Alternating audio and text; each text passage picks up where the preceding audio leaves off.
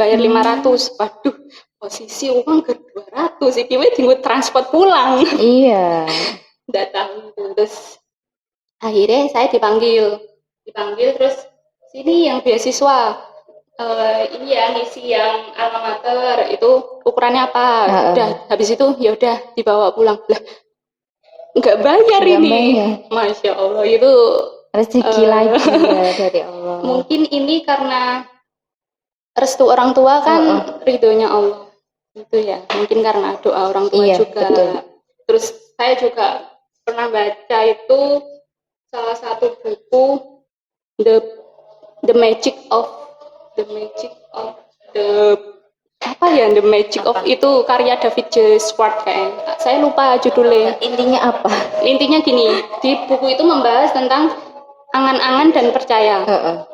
Misalnya saya pengen kuliah, itu kan angan-angan. Tapi kalau percaya, saya pengen kuliah dan saya harus bisa. Iya.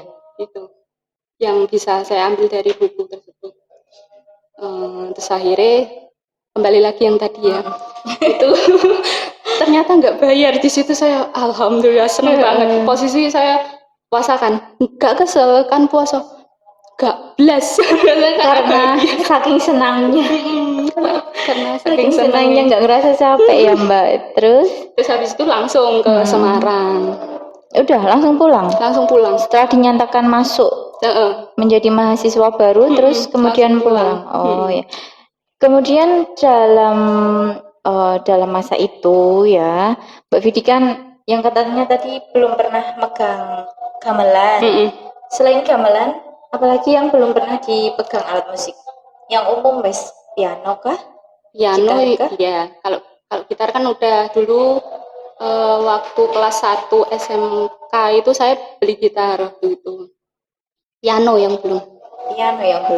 Nah, kemudian selama masa kuliah itu karena jurusannya seni ya, ada apa sih kendala enggak sih Mbak? Aduh, kok enggak iso dewe ya? Aduh, kok teman-temannya pada bisa ya? Pernah enggak? Pernah. Merasa insecure itu juga pernah. Itu manusiawi ya. Iya. Apalagi lingkungannya udah harus pro. Seniman banget. Terus apa tadi? Saya lupa. Apa aja? Hambatan. Selama menempuh kuliah di jurusan kesenian, ada nggak sih kesulitannya apa? Kemudian pernah mengalami kesulitan ini, tapi ternyata alhamdulillah bisa terselesaikan. Apa sih Mbak? Kalau awal semester itu kaget sih. Di situ untungnya dosen saya itu sabar. Karena tahu mahasiswanya belum punya basic gamelan itu, beliau mengajarkan gamelan dari nol. Gitu. Terus kemudian ada mata kuliah itu yang namanya membahas tentang notasi. Saya kan belum tahu notasi itu apa. Asing ya? Masih asing itu. Terus akhirnya kan di prodi itu mata kuliah yang paling saya takuti itu apa? Notasi. Notasi. Saya paling takut dengan notasi itu. Saya kalau pas mata kuliah itu saya berusaha untuk kabur. Nah, malah tambah tidak bisa lah kalau dihindari. Terus Mbak? Itu sih hambatannya kalau akademis itu. Terus kalau yang lingkungan itu karena seni itu masyarakat itu mandangnya bebas ya. Iya, bebas. Nah, di situ kebetulan saya kan berhijab. Kemudian biasalah lingkungan saya. Merasa terasingkan kah? Ya diprediksi dengan teman. Kebetulan prodi saya itu banyak cowoknya. Iki mesti semester telu copot kerudung gitu. Oh iya. Cuman aku punya prinsip. Udah dicap dulu Udah dicap gitu. Cuman aku punya prinsip kayak yang Wika pernah bilang itu kan, kita harus menutup aurat kita demi siapa? Demi orang tua kita. Betul sekali. Terus akhirnya alhamdulillah juga dibimbing sama Allah ya. Itu hambatannya itu sih. Terus pernah waktu itu kakak ini nggak usah diceritain ding, udah itu sih. Udah. Jadi iya memang dulu pas zaman saya kuliah juga gitu kan, terkenal yang ngambil kesenian di jurusan seni itu terkenal bebas Mm-mm. gitu. Antara laki-laki dan perempuan tuh kayak enggak ada batasnya Biasa. gitu loh Mbak. Duduk ya, Mm-mm. aduh babat-babatan enggak Iya. Nah, kemudian apa sih kenapa sih Mbak Vidi kok langsung mau masuk ke dunia pendidikan? Kenapa enggak nyiptain Musisi. lagu, musisi atau berkarya dengan karyanya yang lain entah apa gitu. Kenapa kok masuk ke sini, Mbak? Kesasar kah? Kesasar kali ya. Kesasar. Waktu itu semester awal itu saya pengennya itu masuk ke Dinas Pendidikan dan Kebudayaan itu. Yeah. Saya itu orangnya gimana ya? Setiap tahun itu saya punya catatan. Misal harapan saya 1 tahun kemudian itu apa sih? Nanti pas waktu malam tahun baru itu saya buka, wah aku bisa mencapai ini. Iya, saya juga sama. Gitu. Katanya kan apa yang kita pengen harus dicatat sama sambil apa? Didoakan gitu. Kita sama. Itu terus saya lupa. Kenapa kok masuk dunia pendidikan? Oh gitu. Karena semester awal itu saya memikirkan untuk masuk ke Dinas Pendidikan dan Kebudayaan. Terus di semester akhir kebetulan waktu itu semester 5 atau 6 ya, saya lupa. Ibu saya itu ngajak saya untuk ngajar ekstra di salah satu MTS di Sayung itu.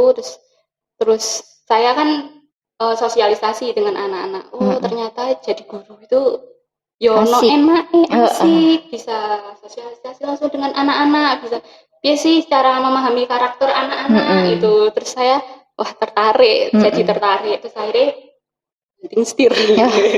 Saya banting setir. Terus saya akhirnya pengen ke dunia pendidikan. Terus saya lulus kan tahun 2019 kemarin. Iya. Terus, masih muda kan? Sama kayak Bu Ika juga masih muda. Mungkin kita selang berapa tahun ya? Dikit lah.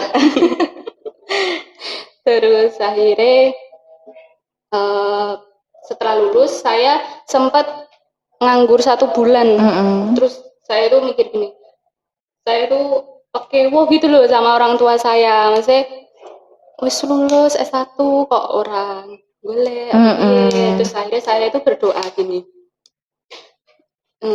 intinya gini, saya pengen dapat kerjaan entah apa itu, yang penting saya dapat menghasilkan uang dan uang itu bisa bermanfaat untuk orang lain.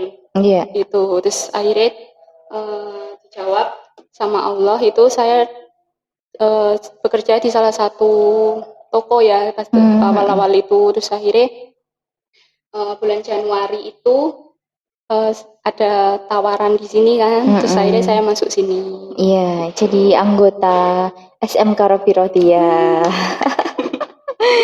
Bisa kenal sama Bu Ika? Iya, bisa kenalan.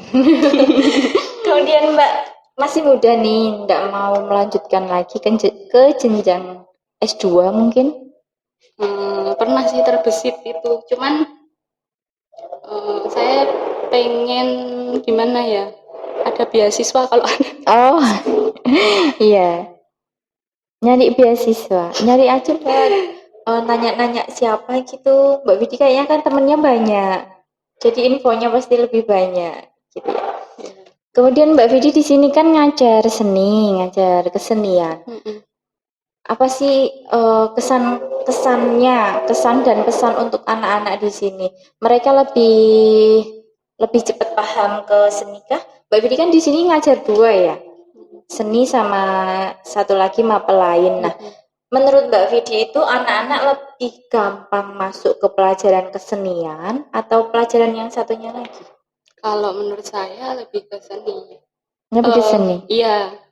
Gini, saya itu metode mengajarnya itu terinspirasi lagi dengan dosen saya. Dosen saya itu kalau mengajar, misal menerangkan, terus habis itu pokoknya enak lah. Terus saya ditiru ya, biar anak-anak enggak cepet bosen, harus ada inovasi-inovasi yang baru gitu kan Mbak? Ya, termasuk itu. Iya. Nah, harapan Mbak Vidi untuk anak-anak SMK Robi Rodiah ini tentang bagaimana biar anak-anak ini lebih mengembangkan seni, entah itu seni apa yang lain coba. Kalau saya sih melihat dari potensinya anak ya. Misal karena setiap anak itu punya potensi sendiri-sendiri. Misal kita nggak bisa dong memaksakan, oh kamu harus pintar akademis.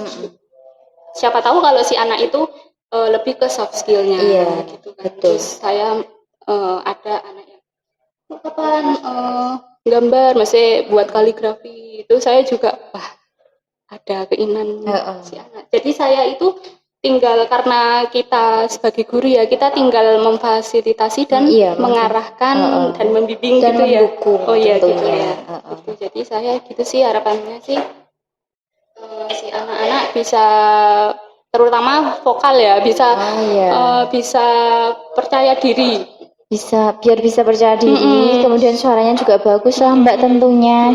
Sebenarnya itu karena saya ngajarin kelas 10 ya, sebenarnya potensi anak kelas 10 itu bagus, secara vokal itu sebenarnya bagus. Cuman mereka kurang percaya diri, intinya di situ.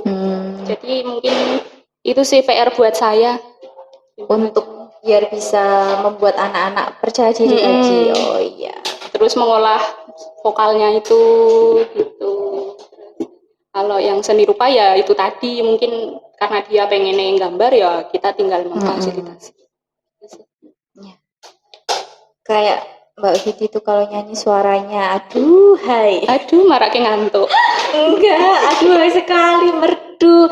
Enggak kayak saya, merdunya merusak bisa dunia. Dites? Enggak, jangan. Ampun. Nah, mungkin sudah itu pertanyaan dari saya. Mungkin ada yang ingin disampaikan dari Mbak Vidi pribadi? Apa ya? Ini buat anak-anak ya. Buat anak-anak tetap semangat. Intinya you can do it. Iya. Satu lagi saya mau cerita. Saya juga terinspirasi dengan film itu loh, Bu. The Big Brother. Di situ menceritakan kalau dia itu awalnya itu bukan seorang guru. Dia itu awalnya anggota militer, kemudian dia masuk ke dunia pendidikan, terus di saat mengajar dia dihadapkan dengan murid yang nakal. Jadi bagaimana metode dia itu mengajar bisa apa ya bahasanya, merangkul anak-anak ya itu ya. Biar bisa merangkul anak. Itu sih, itu bisa buat pembelajaran buat kita. Filmnya bagus. Oh, filmnya bagus katanya. Iya, sebenarnya itu tidak ada anak yang nakal ya Mbak. Cuman tinggal bagaimana cara kita mengatur dan menghadapi si anak tersebut. Gitu sih kalau menurut saya. Sudah itu, tidak ada lain yang ingin disampaikan untuk saya kah? Atau untuk siapakah? Saya rasa udah cukup ya. Sudah cukup. Nah, itu tadi perbincangan saya dengan Mbak Vidi, guru pengampu kesenian di SMK Robi Radiah. Semoga ada hikmahnya, semoga ada manfaatnya kita sharing-sharing di sini.